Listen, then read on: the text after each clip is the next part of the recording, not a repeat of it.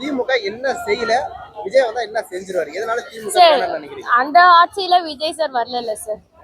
இப்ப சீமான் அண்ணன் இருக்காரு. இப்ப சீமான் அண்ணன் பற்றி உங்க கருத்து என்ன?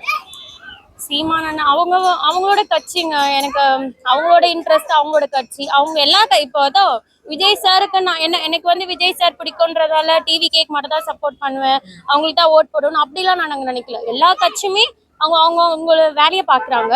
ஸோ எங்களுக்கு யார் இன்ட்ரெஸ்ட் இருக்கோ நாங்க அவங்களுக்கு ஓட் போட்டோம். இப்ப 2024 பார்த்தீங்கன்னா சட்டமன்ற தேர்தல் வந்தது. அப்ப நீங்க யாருக்கு ஓட்டு போட்டீங்க? ஓட்டு போட்டது சொல்லக்கூடாது இல்லையா? சரி, அவங்க ஓட்டு போட்டவங்க ஆட்சியில் இருக்காங்களா? இருக்காங்க. ஓகே, அப்ப திமுக தான் ஓட்டு போட்டீங்க. விஜய் சார் வந்தா கண்டிப்பா செய்வாரு சார்.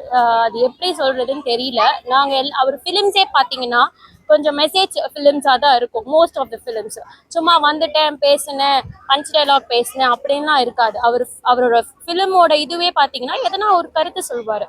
ஸோ அந்த மாதிரி தான் அவரோட பாலிடிக்ஸுமே. கண்டிப்பாக அவர் என்ன செய்கிறாரோ இல்லையோ பெண்களுக்கு கண்டிப்பாக அவர் வந்து நல்லது செய்வார்.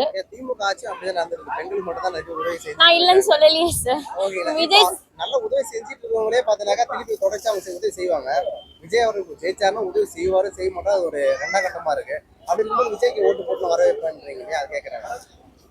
வந்தா சான்ஸ் கொடுத்து பார்க்கலாம். அவர் நல்லது பண்ணா பீப்புள் அக்செப்ட் பண்றாரு, பீப்புள் அக்செப்ட் பண்ணாது பீப்புளோட விஷ். எனக்கு விஜய் பிடிக்கும்ன்றதுனால அவரு வந்தா அவரு நல்லது செய்வாரு நான் நினைக்கிறேன். It depends on the people rights. இந்த வீடியோ பார்த்தாருன்னா அவருக்கு ஏதாவது சொல்ல விரும்புறீங்க, என்ன சொல்ல விரும்புறீங்க? விஜய் அண்ணா all the best, very much.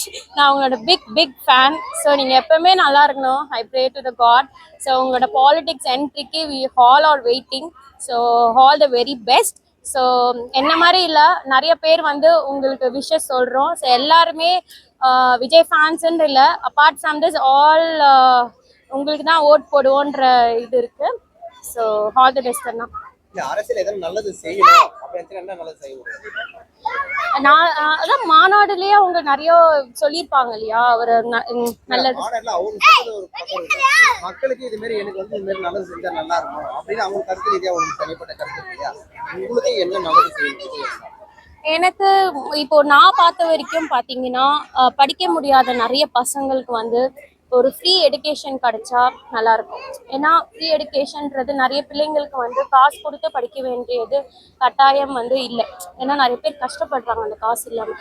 So அவங்களுக்கு வந்தால் மேபி அவங்களுக்கு ஒரு படிக்கிறதுக்கு ஒரு சான்ஸ், அவங்களுக்கு வேலை வாங்கி கொடுக்கறது ஒரு சான்ஸ். ஏன்னா இப்போ இருக்கிற ஜென்ரேஷனில் வேலை கிடைக்கிறதுன்றது ஈஸி இல்லை. ஜாப் வந்து ரொம்ப ஒரு நெசசிட்டியாக இருக்குது. ஸோ அவங்களுக்கு வந்து ஒரு ஜாப் வாங்கி கொடுக்கறது மட்டும் கிடைச்சாங்கன்னா கொஞ்சம் ஹெல்ப்ஃபுல்லாக இருக்கும் பீப்புள் யங்ஸ்டர்ஸுக்கு. நிறைய பேருக்கு வந்து அந்த ஜாப்ன்றது ஒரு ஈஸியாக கிடைக்க மாட்டேங்குது. இப்போ சினிமா